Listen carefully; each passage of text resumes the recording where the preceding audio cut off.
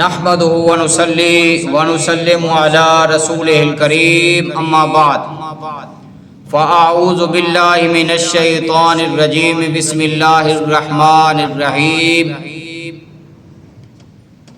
والعصر ان الانسان لفي خسر الا الذين آمنوا وعملوا الصالحات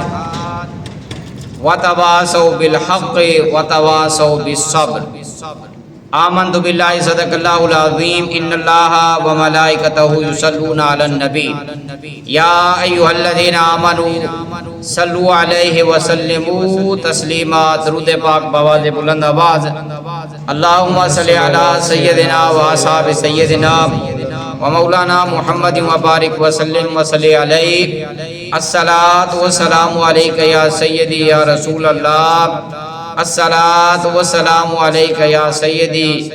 یا حبیب اللہ الصلاۃ والسلام علیک یا سیدی یا محبوب رب العالمین۔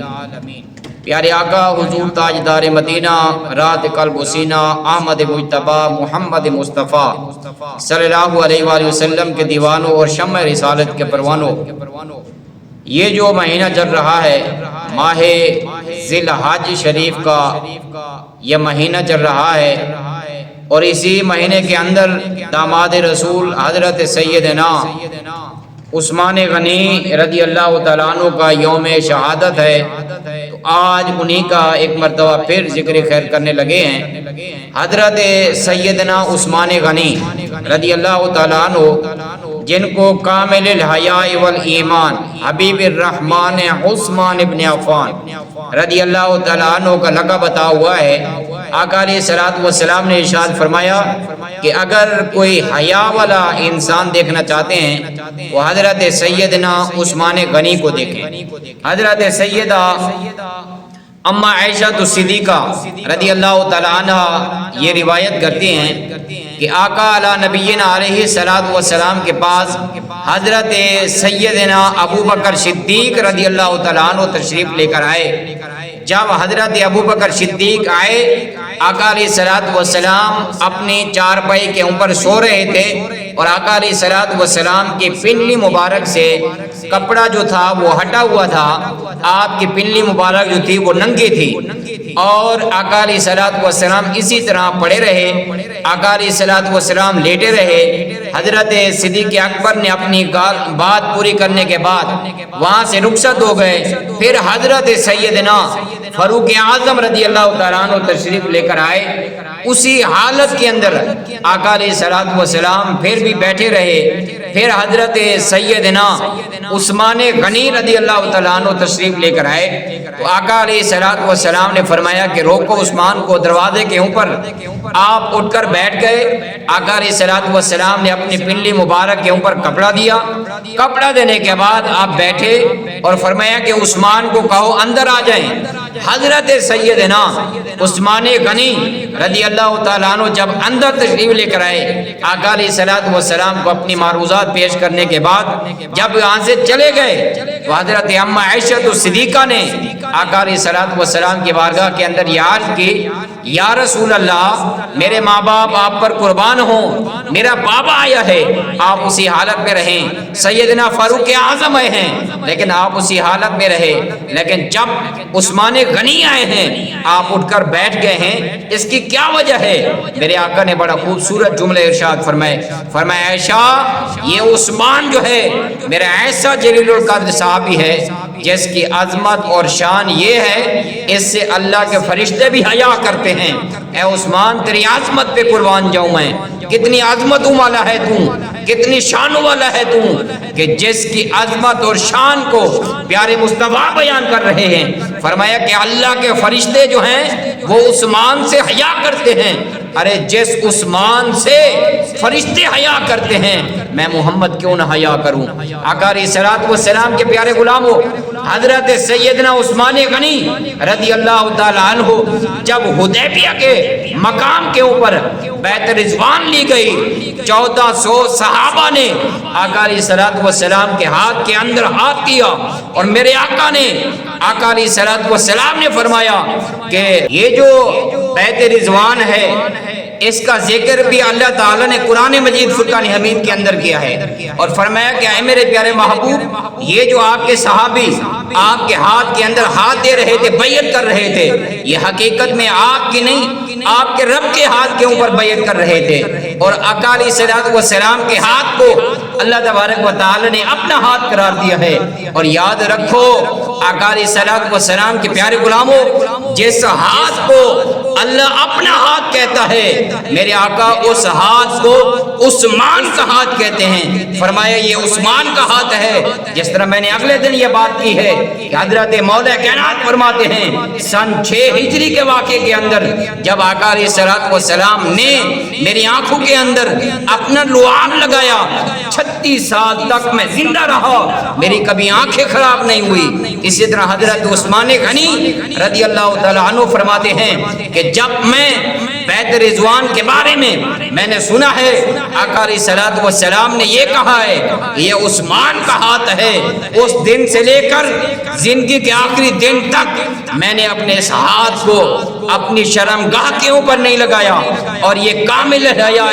والایمان کی مصداق ہیں حضرت سیدنا عثمان غنی رضی اللہ تعالیٰ عنہ۔ یہ مہینہ ان کی شہادت کا مہینہ ہے۔ حضرت سیدنا فاروق اعظم رضی اللہ تعالیٰ عنہ کی شہادت کے بعد آپ کو مدینے کے اندر گورنر بنایا گیا، 12 سال تک آپ مدینے کے اندر گورنر رہے۔ پھر 12 سال کے بعد آپ کے اوپر بلوانیوں نے اور منافقین نے آپ کے خلاف ایک پروپیگنڈا تیار کیا، اور اسی کے اندر آپ اس کی زد میں آ گئے۔ حضرت سیدنا عثمان غنی رضی اللہ تعالیٰ عنہ کو 40 دن تک مدینے کے اندر محاصرہ کر کے آپ کو کیسر خلافت کے اندر بند کیا گیا۔ 40 دن تک آپ کو مسجد کے اندر نماز نہیں پڑھنے دی گئی، 40 دن تک آپ کو پانی نہیں پیش کیا گیا، اور 40 دن تک آپ سے بائیکاٹ کیا گیا، اور آخر کار وہ دن آیا آپ دن کو روزہ رکھ لیتے تھے اور رات کو بیٹھ کر اللہ کے قرآن کی تلاوت کرتے تھے۔ واحد یہ صحابی رسول ہیں حضرت سیدنا عثمان غنی، جن کے بارے کے اندر یہ روایات کے اندر یہ بات ملتی ہے کہ آپ ایک رات کے اندر اللہ کا پورا قرآن پڑھ دیتے تھے۔ اور حضرت سیدنا عثمان غنی جو ہیں آپ کو جامع القرآن بھی کہا جاتا ہے، حالانکہ قرآن کو تو صدیق اکبر نے جمع کیا ہے، لیکن آپ کو جامع القرآن کیوں کہا جاتا ہے؟ تو سنیں، اصل وجہ یہ ہے، اصل بات یہ ہے کہ جو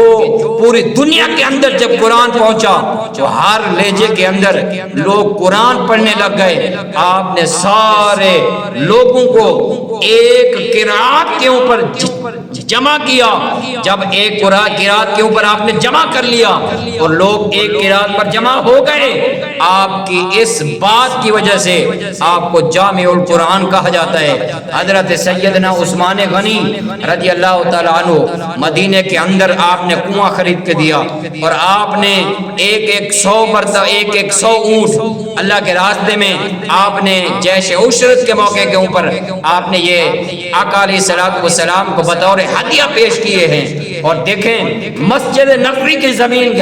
آپ نے خرید کر کے دی جب نمازی نماز پڑھنے تھے، اور وقت ایسا بھی آیا کہ اسی مسجد کے اندر آپ کو نماز نہیں پڑھنے دیتے تھے، آپ کو اسی کنویں کا پانی نہیں پینے دیتے تھے۔ 40 دن تک محاصرے کے بعد پھر وہ وقت آیا، وہ دن آیا کہ آپ رضی اللہ تعالیٰ عنہ کی حفاظت کے لیے حضرت مولا کائنات نے اپنے دونوں شہزادوں کو بھیجا، حضرت امام حسن، حضرت سیدنا امام حسین رضی اللہ تعالیٰ عنہ آپ کے دروازے کے اوپر تلواریں لے کر آپ کی حفاظت کے لیے کھڑے رہے، اور آپ رضی اللہ تعالیٰ عنہ کو یہ کہا گیا آپ کے پاس طاقت ہے، مہربانی کریں، آپ اجازت دیں، ہم ان کے خلاف جنگ کرتے ہیں۔ آپ نے فرمایا نہیں، مجھے آقا علیہ الصلوۃ والسلام نے صبر کا حکم دیا ہے، میں صبر کروں گا، میں نہیں چاہتا کہ مدینے کے اندر خون ریزی ہو، مدینے کے اندر خون ریزی میں برداشت نہیں کر سکتا۔ آقا علیہ الصلوۃ والسلام کے پیارے غلاموں، کیسے عظیم یہ صحابی رسول ہیں، اپنی جان تو دے دی لیکن مدینے کے اندر خون ریزی برداشت نہیں کی، اور آپ کو جب شہید کیا گیا قرآن مجید فرقان سلطان حمید میں اپنے ہاتھ میں لے کر بیٹھا ہوں. یہ بات یاد رکھیں، یہ قرآن عثمان کی شہادت کی گواہی دے گا. ارے وہ حسین وہ ہے جس کی شہادت کی گواہی کربلا کا میدان دے گا. امیر حمزہ وہ ہیں جس کی شہادت کی گواہی میدان احد دے گا. اور یہ واحد عثمان غنی ہیں جن کی شہادت کی گواہی اللہ کا قرآن دے گا. جب آپ قرآن پڑھ رہے تھے آپ کی گردن مبارک کاٹی گئی، آپ کا جو خون تھا قرآن کے اوپر گرا. فَسَيَكْفِيكَهُمُ اللَّهُ وَهُوَ السَّمِيعُ الْعَلِيمُ. اے عثمان کتنا خوش نصیب ہے تو، کل قیامت کے دن اللہ کا قرآن تیری شہادت کی گواہی دے. میں اللہ تعالیٰ کے حضور یہ دعا کرتا ہوں اگر اس کے اندر کوئی کمی کوتاہی ہوئی ہے میں اللہ تعالیٰ کے حضور معافی کا طلبگار ہوں. اور میں اللہ تعالیٰ کے حضور یہ بھی دعا کرتا ہوں حضرت سیدنا عثمان غنی رضی اللہ تعالیٰ عنہ کی عظیم شہادت کے صدقے اللہ تعالیٰ امت مسلمہ کو ایک پلیٹ فارم کے اوپر اکٹھا کرے. اور میری دعا ہے اللہ تعالیٰ دین کو دن دگنی رات چگنی ترقی عطا فرمائے. آمین آمین. وما علینا الا البلاغ.